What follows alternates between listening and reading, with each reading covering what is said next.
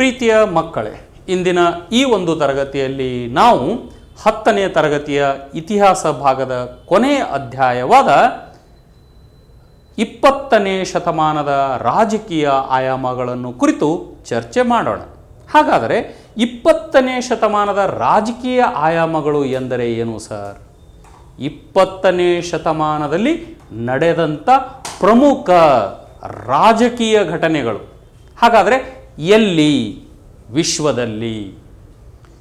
ಹಾಗಾದರೆ ಎಲ್ಲ ಅಂಶಗಳನ್ನು ಕುರಿತು ನಾವು ಇಲ್ಲಿ ಅಧ್ಯಯನ ಮಾಡುತ್ತೇವೆಯೋ? ಖಂಡಿತವಾಗಲೂ ಇಲ್ಲ ಮಕ್ಕಳೇ.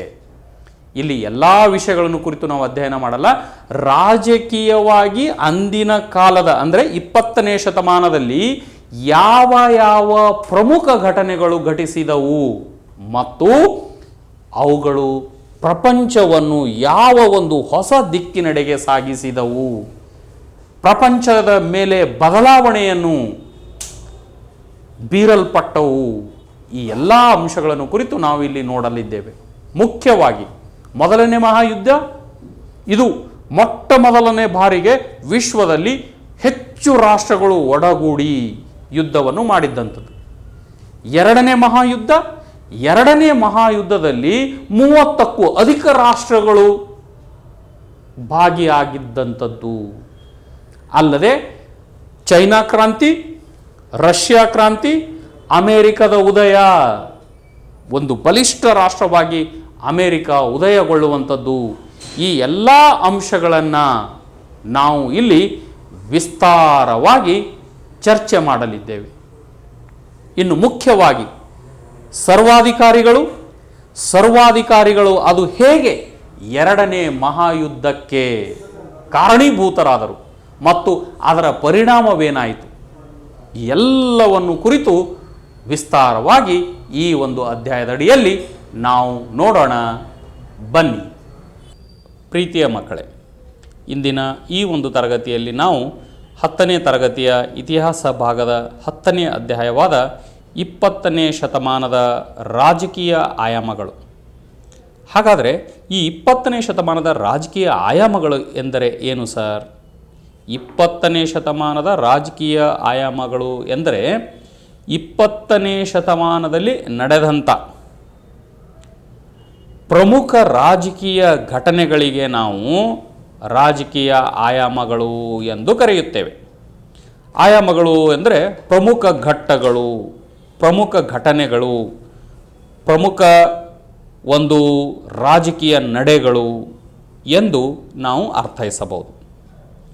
ಹಾಗಾದರೆ ಈ ಒಂದು ಪಾಠದಲ್ಲಿ ನಾವು ಏನನ್ನು ಚರ್ಚೆ ಮಾಡಲಿದ್ದೇವೆ? ಯಾವ ಕಲಿಕಾಂಶಗಳನ್ನು ನಾವು ನೋಡಲಿದ್ದೇವೆ? ಬನ್ನಿ ನೋಡೋಣ.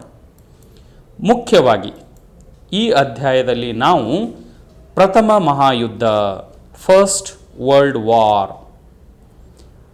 ಪ್ರೀತಿಯ ಮಕ್ಕಳೇ, ಪ್ರಪಂಚದ ಇತಿಹಾಸವನ್ನು ಬುಡಮೇಲು ಮಾಡಿದಂಥ ಕೆಲವೊಂದು ಘಟನಾವಳಿಗಳು 20ನೇ ಶತಮಾನದಲ್ಲಿ ನಡೆದು ಹೋದವು. ಅದರಲ್ಲಿ ಮೊಟ್ಟ ಮೊದಲನೆಯದು ಎಂದರೆ ಪ್ರಥಮ ಮಹಾಯುದ್ಧ, ಫಸ್ಟ್ ವರ್ಲ್ಡ್ ವಾರ್. ಇನ್ನು ಎರಡನೆಯದಾಗಿ ಪ್ರಪಂಚದ ಅತಿ ದೊಡ್ಡ ರಾಷ್ಟ್ರದಲ್ಲಿ ನಡೆದಂಥ ಕ್ರಾಂತಿ ಅಂದರೆ ಒಂದು ಹೊಸ ಬದಲಾವಣೆಗಾಗಿ ನಡೆಯುವಂಥ ಹೋರಾಟ. ಇನ್ನು ಸರ್ವಾಧಿಕಾರಿಗಳ ಉದಯ ಅಂದರೆ ದ ರೈಸ್ ಆಫ್ ಡಿಕ್ಟೇಟರ್ಸ್ ಅಂತ ಹೇಳ್ತೀವಿ. ಎಲ್ಲ ಅಧಿಕಾರಗಳನ್ನು ತಮ್ಮ ಹಸ್ತದಲ್ಲಿಟ್ಟುಕೊಂಡು ಹೋರಾಟವನ್ನು, ತಮ್ಮದೇ ಆದಂಥ ಅಧಿಕಾರದ ಒಂದು ರೂಪರೇಷೆಗಳನ್ನು ಎಲ್ಲ ಅಧಿಕಾರಗಳು ತಮ್ಮ ಕೈಯಲ್ಲಿ ಇಟ್ಟುಕೊಂಡು ತಮ್ಮದೇ ಆದಂಥ ನಿಲುವುಗಳನ್ನು ತಾಳಿದಂಥ ಕೆಲವು ನಾಯಕರ ಕುರಿತು ಇಲ್ಲಿ ನಾವು ಚರ್ಚೆ ಮಾಡಲಿದ್ದೇವೆ. ಅನಂತರ ಪ್ರಥಮ ಸ್ವಾತಂತ್ರ್ಯ ಸಂಗ್ರಾಮದ 10 ಪಟ್ಟರಷ್ಟು ಪರಿಣಾಮಕಾರಿಯಾದಂಥ ಎರಡನೇ ಮಹಾಯುದ್ಧ, ಸಾವು ನೋವಿನಲ್ಲಾಗಿರಬಹುದು, ಯುದ್ಧದ ಒಂದು ಭೀಕರತೆಯಲ್ಲಿ ಆಗಿರಬಹುದು. ಎರಡನೇ ಮಹಾಯುದ್ಧ ವಿಶ್ವ ಇಲ್ಲಿಯವರೆಗೂ ಕಂಡಂಥ ದೊಡ್ಡ ಯುದ್ಧ. ಅನಂತರ ಪ್ರಪಂಚದ ಇನ್ನೊಂದು ಬಲಿಷ್ಠ ರಾಷ್ಟ್ರ, ಏಷ್ಯಾದ ಅತೀ ದೊಡ್ಡ ರಾಷ್ಟ್ರ ಚೀನಾದ ಕ್ರಾಂತಿ. ಈ ವಿಷಯವನ್ನು ಕುರಿತು ಚರ್ಚೆ ಮಾಡಲಿದ್ದೇವೆ. ಅಲ್ಲದೆ ಎರಡನೇ ಮಹಾಯುದ್ಧದ ನಂತರ ಇಡೀ ವಿಶ್ವ, ಇಡೀ ಜಗತ್ತು ಎರಡು ಭಾಗವಾಗಿ ರಾಜಕೀಯವಾಗಿ ವಿಭಜನೆಗೊಂಡಿತು. ಆ ಎರಡೂ ಶಕ್ತಿ ಮೂಲಗಳ ಮಧ್ಯೆ, ಶಕ್ತಿ ಸಮನ್ವಯಗಳ ಮಧ್ಯೆ ನಡೆದಂಥ ತೆರೆಮರೆಯ ಹೋರಾಟಕ್ಕೆ, ತೆರೆಮರೆಯ ಯುದ್ಧಕ್ಕೆ ನಾವು ಶೀತಲ ಸಮರ ಎಂದು ಕರೆಯುತ್ತೇವೆ. ಇದು ನೇರವಾಗಿ ಎಲ್ಲಿ ನಡೆಯದಿದ್ದರೂ ತೆರೆಮರೆಯಲ್ಲಿ ನಡೆದಂಥ ದ್ವೇಷ ಸಾಧನೆ, ಒಬ್ಬರ ಮೇಲೊಬ್ಬರು ದ್ವೇಷ ಕಾರುವುದರ ಜೊತೆಗೆ ಒಬ್ಬರನ್ನು ಒಬ್ಬರು ಹಿಮ್ಮೆಟ್ಟಿಸುವುದು, ಈ ಎಲ್ಲ ಅಂಶಗಳು ನಾವು ಶೀತಲ ಸಮರದಲ್ಲಿ ನೋಡುತ್ತೇವೆ. ಅನಂತರ ಅಮೇರಿಕ ಜಗತ್ತಿನ ಶಕ್ತಿಶಾಲಿ ರಾಷ್ಟ್ರವಾಗಿ ಉದಯವಾಗುವುದು. ಈ ಅಂಶವನ್ನು ಸಹ ನಾವು ಈ ಅಧ್ಯಾಯದಲ್ಲಿ ನೋಡುತ್ತೇವೆ. ಹಾಗಾದರೆ ಪ್ರಥಮ ಮಹಾಯುದ್ಧ, ಫಸ್ಟ್ ವರ್ಲ್ಡ್ ವಾರ್ ಕುರಿತು ನೋಡೋಣ. ಮಹಾಯುದ್ಧ ಎಂದರೇನು?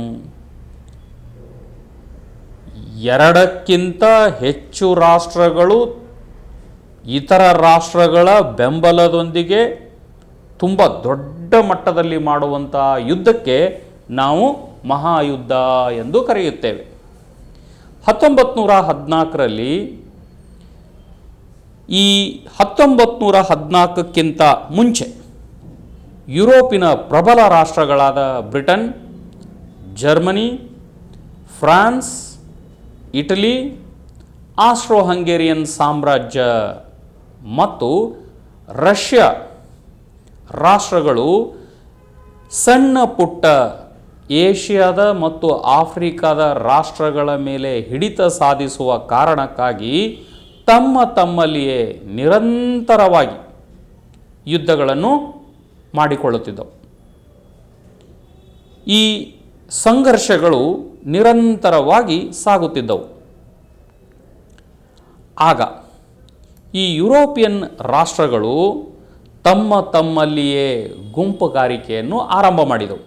4-5 ದೇಶಗಳು ಸೇರಿ ತಮ್ಮದೇ ಆದಂಥ ಒಂದು ಒಕ್ಕೂಟನ ಮಾಡಿಕೊಂಡು ಬೇರೆ ಬೇರೆ ಖಂಡದಲ್ಲಿರುವ ಸಣ್ಣ ಪುಟ್ಟ ರಾಷ್ಟ್ರಗಳನ್ನು ತಮ್ಮ ವಶಕ್ಕೆ ತೆಗೆದುಕೊಂಡು ಅವುಗಳನ್ನು ದೋಚುವುದು, ಅವುಗಳನ್ನು ತಮ್ಮ ಹಿಡಿತಕ್ಕೆ ಇಟ್ಟಿಕೊಳ್ಳುವುದು, ಈ ಎಲ್ಲ ಅಂಶಗಳು ಅವು ಹೊಂದಿದವು. ಮುಖ್ಯವಾಗಿ England, Germany, France, Italy, Austro Hungary ಈ ರಾಷ್ಟ್ರಗಳು ಅತಿ ಪ್ರಮುಖವಾದ ಪಾತ್ರ ವಹಿಸಿದವು. ಅಲ್ಲದೆ ರಷ್ಯಾ ಕೂಡ ಈ ಒಂದು ಗುಂಪಿಗೆ ಸೇರಿತು. ಇದೇ ಸಮಯದಲ್ಲಿ ಕೈಗಾರಿಕಾ ಕ್ರಾಂತಿ ಎಂದರೆ ಕೈಗಾರಿಕಾ ಕ್ಷೇತ್ರದಲ್ಲಿ ಕೈಗಾರಿಕೆಗಳ ಒಂದು ಸ್ಥಾಪನೆಯಲ್ಲಿ ಅತಿ ವೇಗವಾಗಿ, ಅತಿ ಹೆಚ್ಚಿನ ಸಂಖ್ಯೆಯಲ್ಲಿ ಕೈಗಾರಿಕೆಗಳು ಸ್ಥಾಪನೆಗೊಂಡವು. ಎಂದರೆ ತುಂಬ ಕಡಿಮೆ ಸಮಯದಲ್ಲಿ ಹೆಚ್ಚು ಕೈಗಾರಿಕೆಗಳ ಸ್ಥಾಪನೆಗೆ ನಾವು ಕೈಗಾರಿಕಾ ಕ್ರಾಂತಿ ಎಂದು ಕರೆಯುತ್ತೇವೆ. ಅಲ್ಲದೆ ನೂತನ ಆವಿಷ್ಕಾರಗಳು ಯುರೋಪಿನ ದೇಶಗಳಲ್ಲಿ ತೀವ್ರವಾದ ಪೈಪೋಟಿಯನ್ನು ಸೃಷ್ಟಿಸಿದವು. ಇದೇ ಸಮಯದಲ್ಲಿ ಅದು ಯುದ್ಧದ ಸಾಮಗ್ರಿಗಳಾಗಿರಬಹುದು, ಕೈಗಾರಿಕಾ ಆವಿಷ್ಕಾರಗಳಾಗಿರಬಹುದು, ವೈದ್ಯಕೀಯ ಕ್ಷೇತ್ರದಲ್ಲಿ ಆದಂಥ ಆವಿಷ್ಕಾರಗಳಾಗಿರಬಹುದು, ಸಾರಿಗೆ ಮತ್ತು ಸಂಪರ್ಕ ಕ್ಷೇತ್ರದಲ್ಲಿ ಆಗಿರುವಂಥ ಆವಿಷ್ಕಾರಗಳಾಗಿರಬಹುದು. ಈ ಎಲ್ಲ ಆವಿಷ್ಕಾರಗಳು ತುಂಬ ತೀವ್ರವಾಗಿ ನಡೆದು ಹೋದವು. ಭಾರತವನ್ನು ಒಳಗೊಂಡು ಜಗತ್ತಿನ ನೂರಾರು ದೇಶಗಳ ಮಾರುಕಟ್ಟೆಯನ್ನು ಮತ್ತು ಅಲ್ಲಿನ ಸಂಪನ್ಮೂಲವನ್ನು ಕಬಳಿಸಬೇಕೆಂಬ ದುರಾಲೋಚನೆಯಿಂದ ಈ ಯುರೋಪಿಯನ್ ದೇಶಗಳು ವಸಾಹತುವಿನ ಸಂಚನ್ನು ರೂಪಿಸಿದವು. ವಸಾಹತು ಎಂದರೇನು? ಒಂದು ಬಲಿಷ್ಠ ರಾಷ್ಟ್ರ ಒಂದು ಸಣ್ಣ ರಾಷ್ಟ್ರವನ್ನು ತನ್ನ ಹಿಡಿತದಲ್ಲಿಟ್ಟುಕೊಂಡು ಅದನ್ನು ಎಲ್ಲ ರೀತಿಯಿಂದ ಅದರ ಸಂಪನ್ಮೂಲಗಳಾಗಿರಬಹುದು, ಅದರ ಮಾನವ ಸಂಪನ್ಮೂಲಗಳಾಗಿರಬಹುದು, ಪ್ರಾಕೃತಿಕ ಸಂಪನ್ಮೂಲಗಳಾಗಿರಬಹುದು, ಎಲ್ಲವನ್ನು ತನ್ನ ಸ್ವಾರ್ಥಕ್ಕಾಗಿ ಬಳಸಿಕೊಳ್ಳುವಂಥ ಈ ಒಂದು ಸ್ಥಿತಿಗೆ ನಾವು ವಸಾಹತುಶಾಹಿ ಎಂದು ಕರೆಯುತ್ತೇವೆ. ವಸಾಹತುಶಾಹಿ ಅಂದರೆ ಒಂದು ಸಣ್ಣ ರಾಷ್ಟ್ರ ದೊಡ್ಡ ರಾಷ್ಟ್ರದ ಕೈಯಲ್ಲಿ ಎಲ್ಲ ರೀತಿಯಾದಂಥ ಒಂದು ಎಕ್ಸ್ಪ್ಲಾಯ್ಟೇಷನ್, ತನ್ನತನವನ್ನು ಇನ್ನೊಂದು ರಾಷ್ಟ್ರಕ್ಕೆ ಕೊಟ್ಟು ಬಿಡುವಂಥದ್ದು ಒಂದು ಪರಿಸ್ಥಿತಿಗೆ ನಾವು ವಸಾಹತುಶಾಹಿ ಎಂದು ಕರೆಯುತ್ತೇವೆ. ಇನ್ನು ಈ ಪ್ರಕ್ರಿಯೆಯಲ್ಲಿ ಉಂಟಾದ ಸಂಕೀರ್ಣ ಒಪ್ಪಂದಗಳು ಭೌಗೋಳಿಕ ಗಡಿಗಳ ಸಮಸ್ಯೆಗಳನ್ನು ಜ್ವಲಂತಗೊಳಿಸಿದವು. ಈ ಪ್ರಕ್ರಿಯೆಯಲ್ಲಿ ಉಂಟಾದಂಥ ಸಂಕೀರ್ಣ ಒಪ್ಪಂದಗಳು, ಒಂದು ರಾಷ್ಟ್ರ ಇನ್ನೊಂದು ರಾಷ್ಟ್ರದ ಜೊತೆಗೆ ಒಳಗೊಳಗೆ ಮಾಡಿಕೊಂಡಂಥ ಒಪ್ಪಂದಗಳು ಎಷ್ಟೋ ಭೌಗೋಳಿಕ ಗಡಿಗಳ ಸಮಸ್ಯೆಗಳನ್ನು ನಿರ್ಮಿಸಿದವು. ಇದು ಮುಖ್ಯವಾಗಿ ಯುರೋಪಿನ ಬಲಾಢ್ಯ ದೇಶಗಳ ನಡುವಿನ ಶಕ್ತಿ ಸಮತೋಲನವನ್ನು ಏರುಪೇರು ಮಾಡುತ್ತಿತ್ತು. ಎಂದರೆ ಸಹಜವಾಗಿ ಯಾವ ರಾಷ್ಟ್ರ ತುಂಬ ಬಲಿಷ್ಠವಾಗಿದೆಯೋ ಅದು ಬೇರೆ ರಾಷ್ಟ್ರಗಳನ್ನು ತನ್ನ ಹಿಡಿತದಲ್ಲಿಟ್ಟುಕೊಂಡು ನಿಯಂತ್ರಣ ಮಾಡುತ್ತಿತ್ತು. ಆದರೆ ಇಲ್ಲಿ ತುಂಬ ವಿಪರ್ಯಾಸವಾದಂಥ ಪರಿಸ್ಥಿತಿ, ಸಣ್ಣ ಸಣ್ಣ ರಾಷ್ಟ್ರಗಳು ಗುಂಪುಗೂಡಿ ಆ ದೊಡ್ಡ ರಾಷ್ಟ್ರವನ್ನೇ ಸೋಲಿಸುವಂಥ ಒಂದು ಪರಿಸ್ಥಿತಿ. ಇಂಥ ಒಂದು ಪರಿಸ್ಥಿತಿ ಯುರೋಪಿನಲ್ಲಿ ನಿರ್ಮಾಣವಾಯಿತು. ಇದರಿಂದಾಗಿ ಪ್ರತಿಯೊಂದು ಬಲಾಢ್ಯ ರಾಷ್ಟ್ರವು ಅತಿಯಾದ ಮಿಲಿಟರೀಕರಣವನ್ನು ಮಾಡಿತು. ಅನೇಕ ಮೈತ್ರಿಕೂಟಗಳು ಏರ್ಪಟ್ಟವು. ಅತಿಯಾದ ರಾಷ್ಟ್ರೀಯತೆ ಅಲ್ಲಲ್ಲಿ ಬೆಳೆಯಿತು. ಅಲ್ಲದೆ ಸಾಮ್ರಾಜ್ಯವಾದದ ನೀತಿಗಳು ಬಲಗೊಂಡವು.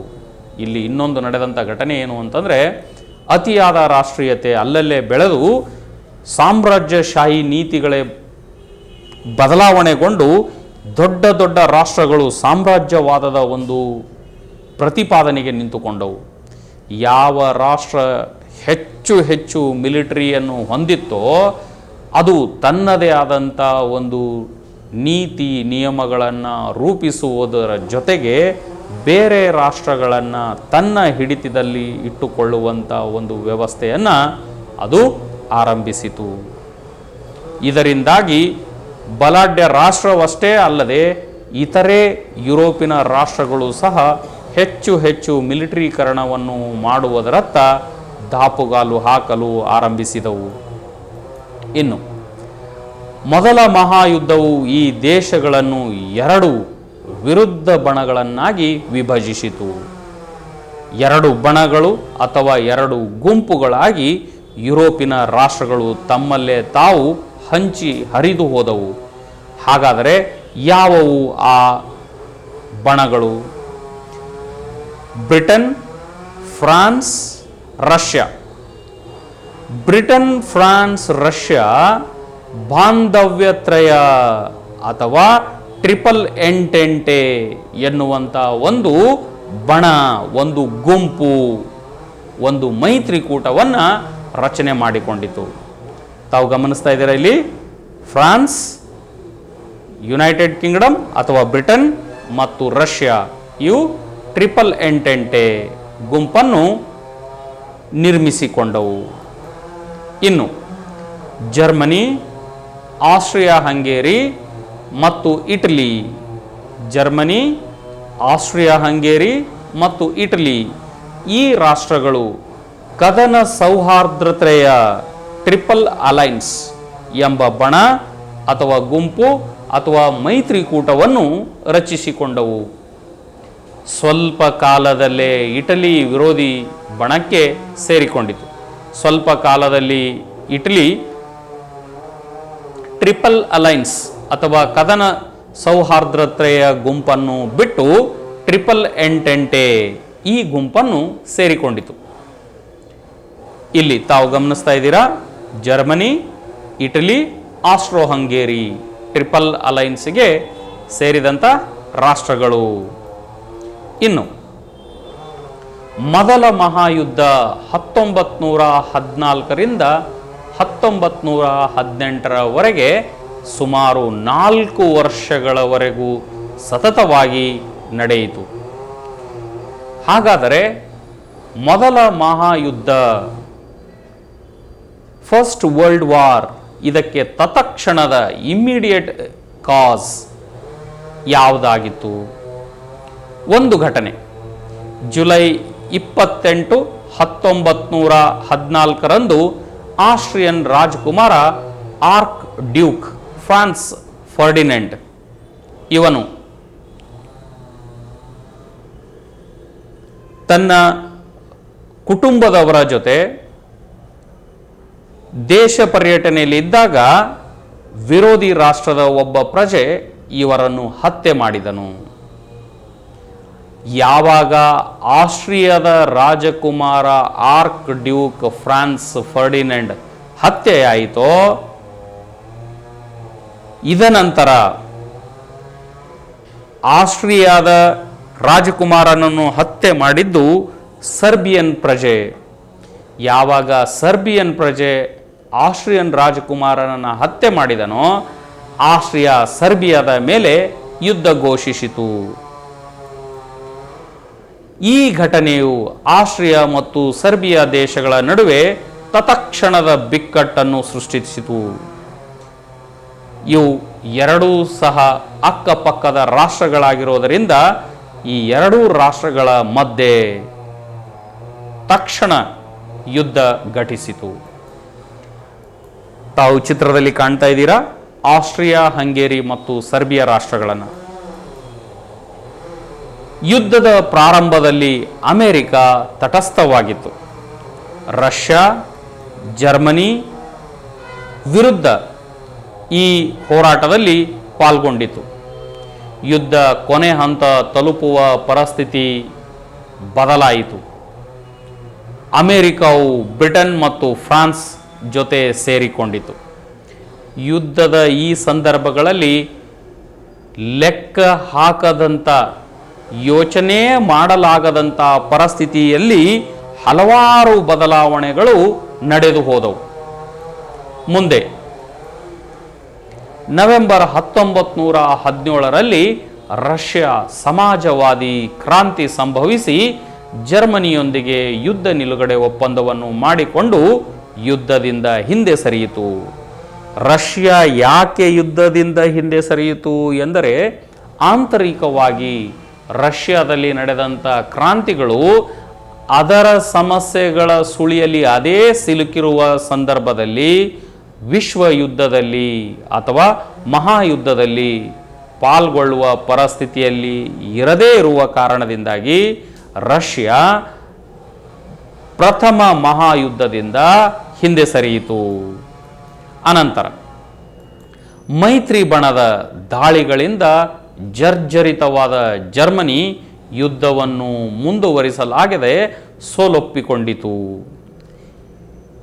ಯಾವಾಗ ಅಮೆರಿಕ ಮೈತ್ರಿ ಬಣದ ಸಹಾಯಕ್ಕೆ, ಮೈತ್ರಿ ಬಣದ ಜೊತೆಗೆ ಕೈ ಜೋಡಿಸಿತೋ ಆಗ ಜರ್ಮನಿ ತನ್ನ ಅಸ್ತಿತ್ವವನ್ನೇ ಕಳೆದುಕೊಳ್ಳುವ ಮಟ್ಟಿಗೆ ಸಮಸ್ಯೆಯಲ್ಲಿ ಸಿಲುಕಿಕೊಂಡಿತು. ಇನ್ನು ಯಾವುದೇ ಪರಿಸ್ಥಿತಿಯಲ್ಲಿ ಯುದ್ಧವನ್ನು ಮುಂದುವರೆಸಲಾಗದು ಎನ್ನುವಂಥ ಪರಿಸ್ಥಿತಿಯಲ್ಲಿ ಅದು ಸೋಲೊಪ್ಪಿಕೊಂಡು ಬಿಟ್ಟಿತು. ಮೈತ್ರಿಕೂಟವು 1919ರಲ್ಲಿ ವಿಶೇಷವಾಗಿ ಜರ್ಮನಿಗೆ ಅತ್ಯಂತ ಅವಮಾನಕಾರಿಯಾದ ವರ್ಸಲ್ಸ್ ಒಪ್ಪಂದಕ್ಕೆ ಸಹಿ ಹಾಕಿಸಿತು. ಮೈತ್ರಿಕೂಟ ಯುದ್ಧದ ಎಲ್ಲ ಖರ್ಚು ವೆಚ್ಚಗಳನ್ನು, ಯುದ್ಧದ ಹಾನಿಗಳನ್ನು ಜರ್ಮನಿ ತುಂಬಿಕೊಡಬೇಕು ಎಂಬ ಒಂದು ಕರಾರಿಗೆ ಜರ್ಮನಿಯನ್ನು ಒತ್ತಾಯಿಸಿ ವರ್ಸಲ್ಸ್ ಒಪ್ಪಂದಕ್ಕೆ ಸಹಿ ಹಾಕುವಂತೆ ಮಾಡಿತು. ಬೇರೆ ದಾರಿ ಕಾಣದ ಜರ್ಮನಿ ವರ್ಸಲ್ಸ್ ಒಪ್ಪಂದಕ್ಕೆ ಸಹಿ ಹಾಕಿತು. ಆಸ್ಟ್ರೋ ಹಂಗೇರಿ ಮತ್ತು ಅಟೋಮನ್ ಸಾಮ್ರಾಜ್ಯಗಳು ತಮ್ಮ ಅಸ್ತಿತ್ವ ಕಳೆದುಕೊಂಡವು. ಮೊದಲನೇ ಮಹಾಯುದ್ಧದಲ್ಲಿ ಹಲವಾರು ಬದಲಾವಣೆಗಳು ನಡೆದು ಹೋದವು. ಅದರಲ್ಲಿ ಮುಖ್ಯವಾದುದು ಎಂದರೆ ಆಸ್ಟ್ರೋ ಹಂಗೇರಿ ಮತ್ತು ಅಟೋಮನ್ ಸಾಮ್ರಾಜ್ಯಗಳಂಥ ಸಣ್ಣ ಪುಟ್ಟ ರಾಷ್ಟ್ರಗಳು ತಮ್ಮ ಅಸ್ತಿತ್ವವನ್ನೇ ಕಳೆದುಕೊಂಡು ಬಿಟ್ಟವು. ಮುಂದಿನ ತರಗತಿಯಲ್ಲಿ ನಾವು ಉಳಿದ ಭಾಗವನ್ನು ನೋಡೋಣ ಮಕ್ಕಳೇ.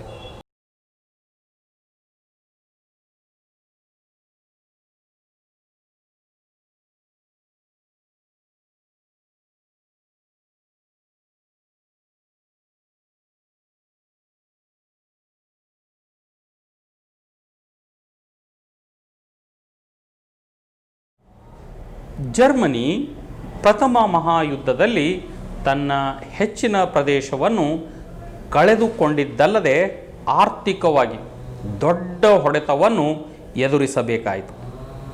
ಯುರೋಪಿನ ಭೂಪಟವೇ ಬದಲಾಗಿ ದೇಶಗಳು ಒಡೆದು ಯುರೋಪಿನ ರಾಷ್ಟ್ರಗಳ ಒಂದು ನಕ್ಷೆಯೇ ಬದಲಾಗಿ ಹೋಯಿತು.